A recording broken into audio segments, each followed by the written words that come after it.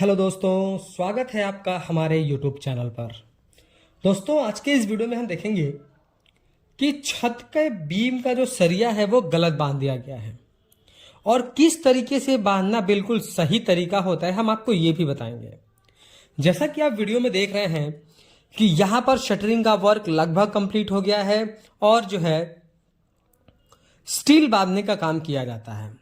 तो जब छत की ढलाई करनी होती है तो जो हम सरिया बांधते हैं तो एक तो स्लैब में सरिया बांधते हैं और दूसरा अगर बीम है तो बीम में भी सरिया बांधते हैं। बहुत जगह आप देखेंगे कि ऐसे ही प्लेन स्लैब डाल दिया जाता है, उसमें नीचे जो है स्लैब बीम नहीं दिया जाता है, लेकिन यहाँ के साइड पर जो कि सही तरीका भी है कि आपको स्लैब बीम देना चाहिए। कुछ लोग स्लैब बीम को लटक बीम भी बोलते हैं, तो आप इस चीज से कंफ्यूज ना होइएगा।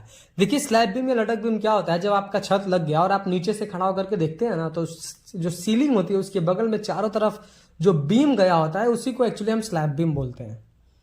तो देखिए, स्लैब बीम का सरिया यहाँ पर मिस्त्री ने गलत बांध दिया है और हम आज के इस वीडियो में आपको यही समझाने का प्रयास करेंगे कि क्या जिस तरीके से बांधा गया है इसमें क्या सही किया जा सकता था और इससे क्या नुकसान होगा। देखिए, जनरली आप इसी तरीके से सरिया बांधता हुआ देखते हैं।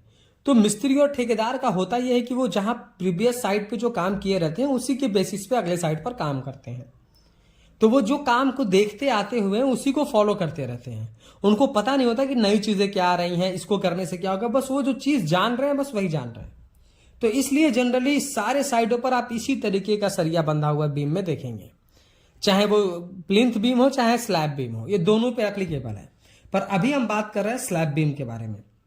देखिए, स्लैब बीम मैंने आपको समझाया कि स्लैब के बॉटम में जो बीम चारों तरफ कॉलम टू कॉलम कनेक्ट होता है उसी को हम स्लैब बीम बोलते हैं।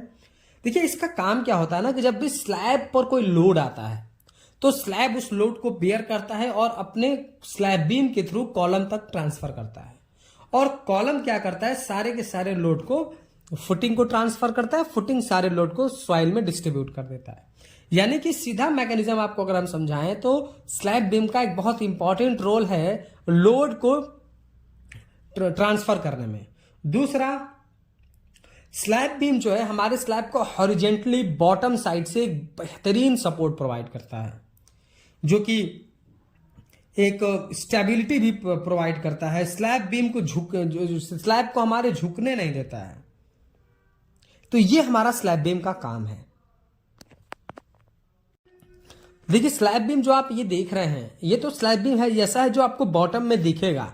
कुछ हिडन स्लैब बीम भी होते हैं जिसको गांव की भाषा में चोर बीम भी कहा जाता है, जिसको हाजमी भी कहा जाता है।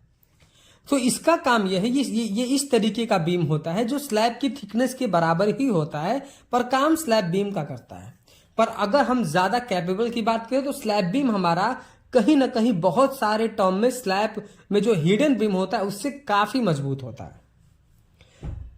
तो इस तरीके से हमारा जो स्लैब बीम है ये वर्क करता है हमारे कंस्ट्रक्शन में। अब देखिए, यहां पर हुआ क्या है।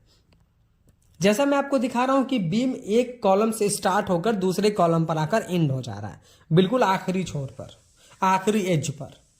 अब यहां पर किया क्या गया है कि जो स्लैब बीम का सरिया है वो बिल्कुल सीधा सीधा ला करके छोड़ दिया गया है, जबकि ये बिल्कुल गलत तरीका है। जब इस पर लोड आएगा, जब ये नीचे की तरफ से झुकेगा तो इसका एक प्रॉपर ज्वाइंट न होने की वजह से जो हमारा दूसरा बीम का सरिया गया है, कॉलम का है सरिया, उसमें प्रॉपर ज्वाइंट न होने की वजह से ये झुक सकता है और ये स्टील वहां से आसानी से बाइंड हो सकता है, आसानी से जो है कंप्रेस हो सकता है।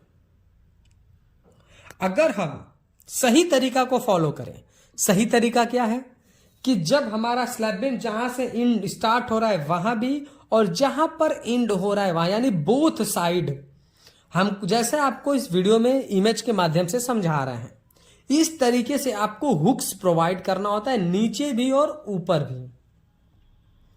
इस तरीके से हुक्स आपको हर हाल में प्रोवाइड करना है। इनका रोल ये होता है कि जब भी ऊपर से, जैसे मैंने आपको समझाया कि जब ऊपर से कंप्रेस होगा, कंप्रेसिव स्ट्रेंथ आएगी, जब ऊपर से दबाव आएगा तो हमारा जो स्टील, जो हमने स्टील डाला हुआ है उसका काम ही है कि जब लोड आए तो वो हल्का डिफ्लेक्ट है, वो झुके एक सर्टेन लेवल तक, उसके बाद तो वो क्रैक होना है। तो लोड को बेयर करने के लिए होता यह है कि हमारा सरिया बिल्कुल सीधा होगा, हुक्स नहीं होंगे तो उसको कंप्रेस होने में हुक का मतलब समझिएगा, अगर एल मार करके आपने प्रॉपर ज्वाइंट दिया है तो वो फंसा हुआ है दूसरे कॉलम के सरिये में, तो वो ज्यादा देर तक टिकेगा और ये ज्यादा देर तक नहीं टिकेगा, और काम आपका उतना ही लगना है, कंक्रीट उतना ही लगना है। तो बाइंडिंग का सिर्फ फर्क है कि किसका बॉन्डिंग किसके साथ कैसा हो रहा है। तो इन चीजों का आपको ख्याल रखना है। अब बहुत सारे लोगों के मन में कंफ्यूजन है कि हमको ये एल कितना मोड़ना होता है। तो देखिए, जनरली हम कम से कम 9 इंच बाय 9 इंच का तो स्लैब बीम डालते ही डालते हैं, इससे पतला तो कंस्ट्रक्शन में अलाउ ही नहीं है। तो अगर 9 इंच बाय 9 इंच का अगर हम स्लैब बीम डाल रहे हैं तो हम उसमें जो है कम से कम 3 इंच ऊपर और 3 इंच नीचे से हम मोड़ेंगे। 3 इंच ऊपर से और 3 इंच नीचे से हम एल देंगे, इस तरीके से जैसे आपको वीडियो में इमेज के माध्यम से समझाया जा रहा है। इस तरीके से करेंगे तो आपका काम बहुत ही परफेक्ट होगा। तो इस साइड पर ये एक मिस्टेक करी गई। क्यों मिस्टेक करी गई? क्योंकि यहाँ के क्लाइंट ने सरिया बांधने के बाद इंजीनियर्स को हायर किया। अगर ये सरिया बांधने से पहले हायर करते तो जो भी हमारा स्टील का कॉन्ट्रैक्टर है, जो हमारा सरिया बांधने का जिसको ठेका दिया गया हुआ है, उससे पहले इस बात की जिक्र कर ली गई होती तो ऐसा नुकसान साइड पर नहीं होता। तो आप भी अगर कंस्ट्रक्शन में काम कर रहे हैं तो आप इन सारी चीजों को नोट करके काम करें तो आपका कंस्ट्रक्शन बहुत ही अच्छा होगा।